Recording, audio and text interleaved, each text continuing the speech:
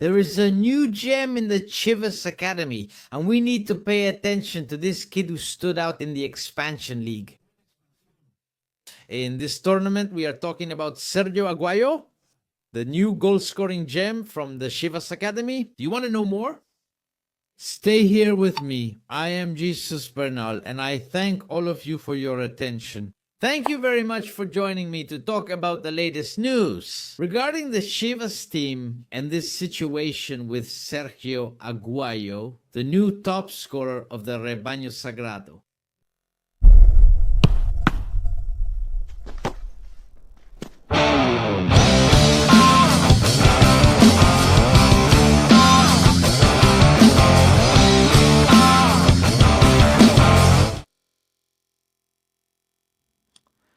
Well, Sergio Aguayo has had a great tournament with the Tapatio team.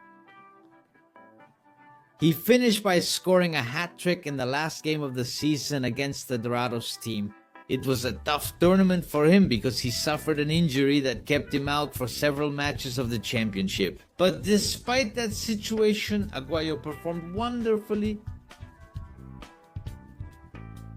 Look at this soccer player's statistics. He only played 59% of the minutes, 12 matches played, 9 of them as a starter, scoring 8 goals in 753 minutes.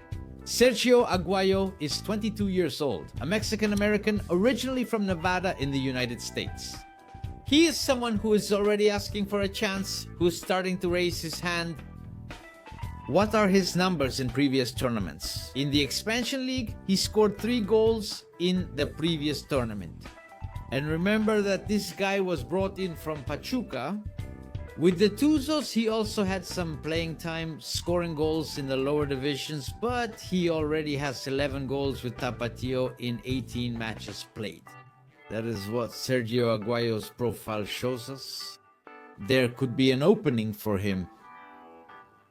Depending on what happens in the next transfer window, right? Javier Hernandez is leaving, but Marin is coming in, so that spot is already filled. I do not know what is going to happen with Alan Pulido because he has basically been left out of the team. And what about Tebunvilke? There is also La Hormiga. So if Alan leaves, it could be. If there is space for Sergio Aguayo, we will see if Professor Gabi Milito requests him as well. If he thinks Aguayo fits his playstyle, Transfer Market values the player at 300,000 euros. He was part of the squads that won the Clásico de las Americas and the Challenger Cup. He was never a starter at Pachuca, but he was there. And here are his same statistics now in the Expansion League. This forward is 1 meter and 83 centimeters tall and is represented by Promo Foot, according to Transfer Market. And here you can see his entire time at Pachuca before joining the Tapatio team. So keep an eye on Sergio Aguayo, who really stepped on the gas in this tournament to earn a spot on the Chivas team.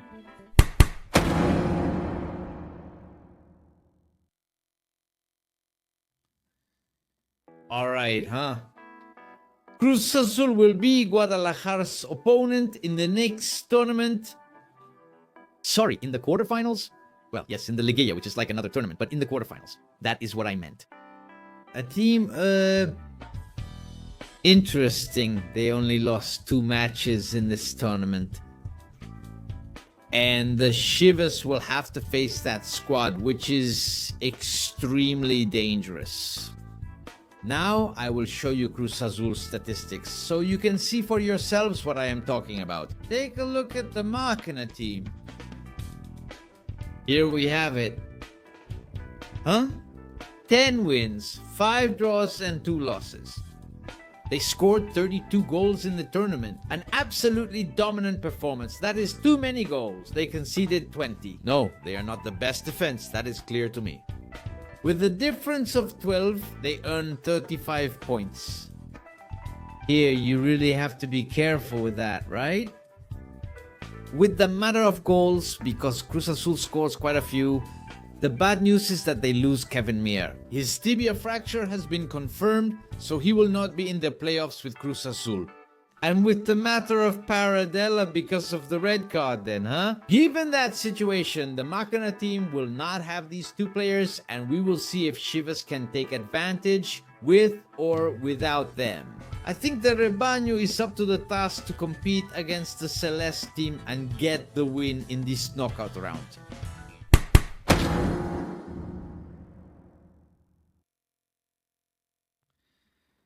And well, the Chiva boys are with the Mexican national soccer team. Armando González, Roberto Alvarado, and also Raúl El Tal Rangel. They are working hard there. And honestly, I really like this image, of good old Hormiga. It was posted by the Chivas account and by Hormiga himself.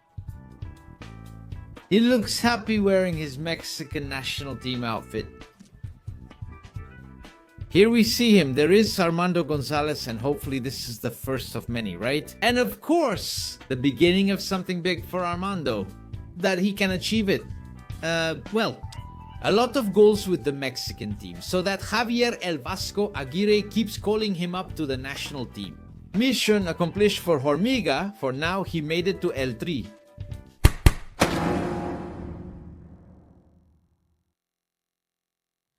What does the Guadalajara club have planned for these days? I will share it with you next. The club has already made its schedule for this week official, so to speak.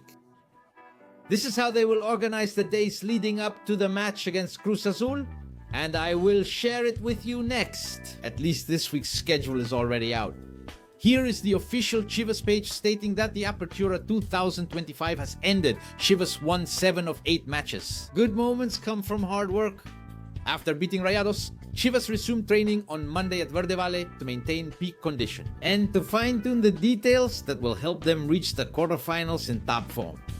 What is happening? Let us see. Yesterday they trained in the morning. Today, Tuesday, there will be a double session. Wednesday also a double, and Thursday at 10 in the morning. These are the training sessions that the Chivas team will have. This, I imagine, is the reason.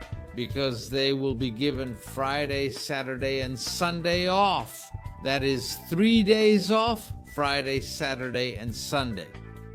And because of that, they have to put in a little more work, huh? This Tuesday and Wednesday, also taking advantage of the fact that there is enough time for recovery. All right, we will leave this video here. Thank you very much for your attention. Keep subscribing, commenting, sharing, and liking, and I will see you next time. I am Jesus Bernal. Bye, goodbye.